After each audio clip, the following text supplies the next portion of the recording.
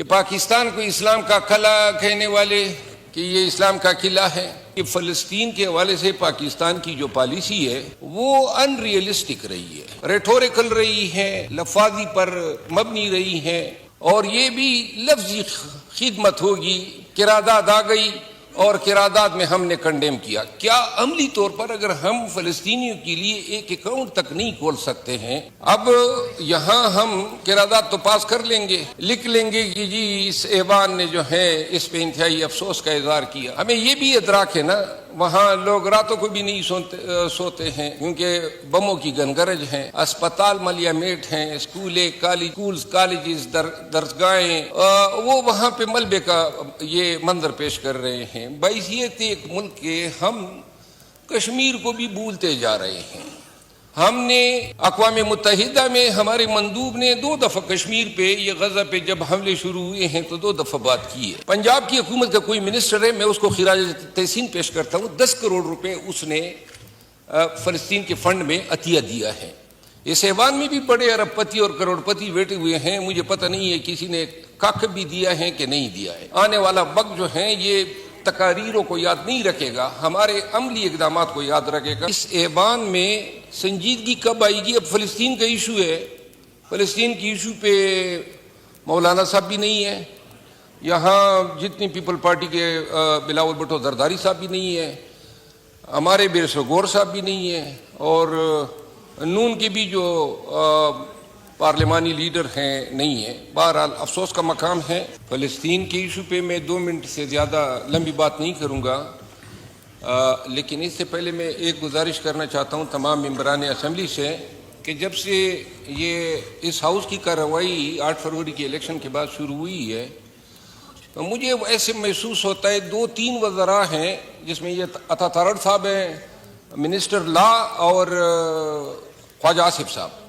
یہ ایوان میں آ جاتے ہیں، باقی وزراء صاحبان یا تو ہم پہچانتے نہیں ہیں، نئے عہدے ملے ہیں، لیکن اس ایوان میں کارروائی جو ہے وہ انتہائی غیر سنجیدگی کا شکار ہے۔ جو پریویلیجز کمیٹی ہیں اس کا اجلاس ابھی تک نہیں ہوا ہے، آج بھی اگر نشاندہی تو میں نہیں کرنا چاہتا ہوں لیکن کورم خیر سے پورا نہیں ہے، تو میں یہ عرض کرنا چاہتا ہوں کہ اس ایوان میں سنجیدگی کب آئے گی؟ اب فلسطین کا ایشو ہے، فلسطین کی ایشو پہ مولانا صاحب بھی نہیں ہے، یہاں جتنی پیپل پارٹی کے بلاول بھٹو زرداری صاحب بھی نہیں ہے، ہمارے بیرسو گور صاحب بھی نہیں ہے، اور نون کے بھی جو پارلیمانی لیڈر ہیں نہیں ہیں۔ بہرحال افسوس کا مقام ہے۔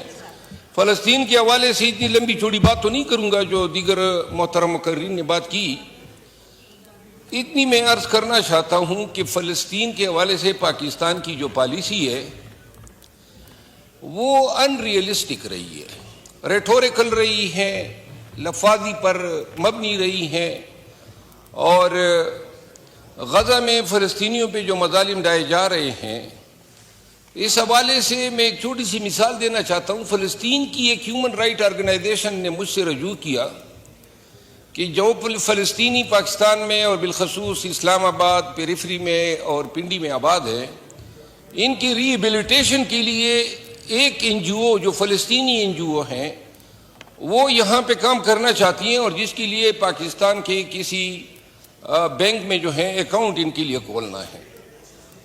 MCB، میزان بینک، ABL اور عسکری بینک، ان چاروں کے پاس گئے، کاغذات جمع کیے، اور اخیر میں ان بینکوں کا جواب یہ آیا کہ جی ہم کسی فلسطینی NGO کو پاکستان میں بینک کھولنے کی اجازت نہیں دے سکتے۔ اب یہاں ہم قرارداد تو پاس کر لیں گے، لکھ لیں گے کہ جی اس ایوان نے جو ہے اس پہ انتہائی افسوس کا اظہار کیا۔ ہمیں یہ بھی ادراک ہے نا، وہاں لوگ راتوں کو بھی نہیں سوتے ہیں کیونکہ بموں کی گنگرج ہے، اسپتال ملیا میٹ ہیں، کالجز، درسگاہیں، وہ وہاں پہ ملبے کا یہ منظر پیش کر رہے ہیں۔ بحیثیت ایک ملک کے ہم کشمیر کو بھی بھولتے جا رہے ہیں، اور یہ بھی لفظی خدمت ہوگی، قرارداد آ گئی اور قرارداد میں ہم نے کنڈیم کیا. کیا عملی طور پر اگر ہم فلسطینیوں کے لیے ایک اکاؤنٹ تک نہیں کھول سکتے ہیں؟ ہم نے اقوام متحدہ میں ہمارے مندوب نے 2 دفعہ کشمیر پہ یہ غزہ پہ جب حملے شروع ہوئے ہیں تو 2 دفعہ بات کی ہے. میری گزارش یہ ہے کہ پاکستان کو اسلام کا قلعہ کہنے والے کہ یہ اسلام کا قلعہ ہے، اور جو میں نے 2 منٹ کا وعدہ کیا تھا بس آدھا منٹ رہ گیا ہے. ہمارے لیے ضروری ہے کہ کبھی ہم انفراسٹرکچر میں یا ریہیبلیٹیشن میں جو ہے کوئی مدد فلسطینیوں کو کیوں نہیں دیتے ہیں. پنجاب کی حکومت کا کوئی منسٹر ہے، میں اس کو خراج تحسین پیش کرتا ہوں. 10 کروڑ روپے اس نے فلسطین کے فنڈ میں عطیہ دیا ہے. اس ایوان میں بھی بڑے ارب پتی اور کروڑ پتی بیٹھے ہوئے ہیں، مجھے پتہ نہیں ہے کسی نے کاک بھی دیا ہے کہ نہیں دیا ہے، لیکن میرا خیال ہے کہ کسی نے نہیں دیا، اور اگر دیا ہوتا تو علی اعلان کہہ چکا ہوتا. میری گزارش یہ ہے کہ تھوڑی سی ہم اس جہان میں تو جانا ہے، جانے سے پہلے اگر اپنے مسلمان بھائیوں کے ساتھ ان حالات میں بھی اگر ہم اخلاص نہ کر سکے، آنے والا وقت جو ہے یہ تقاریروں کو یاد نہیں رکھے گا، ہمارے عملی اقدامات کو یاد رکھے گا. میں جناب کا بہت مشکور ہوں. شکریہ. عثمان بدینی صاحب. شکریہ اسپیکر صاحب. اسپیکر صاحب، جو مظالم ہوئے ہیں اور جو ظلم ہوتا آ رہا ہے، آج غزہ کا، فلسطین کا بچہ بچہ، نوجوان، بزرگ، سب کے سب اوپر اللہ کو یاد کر رہے ہیں، اور اس کے ساتھ ساتھ وہ یہ دیکھ رہے ہیں کہ لا الہ الا اللہ محمد رسول اللہ کہنے والے مسلمان کب ہماری مدد کو آئیں گے. دنیا بھر میں مسلمان حکمران ایسا لگتا ہے جیسے سو رہے ہیں. آج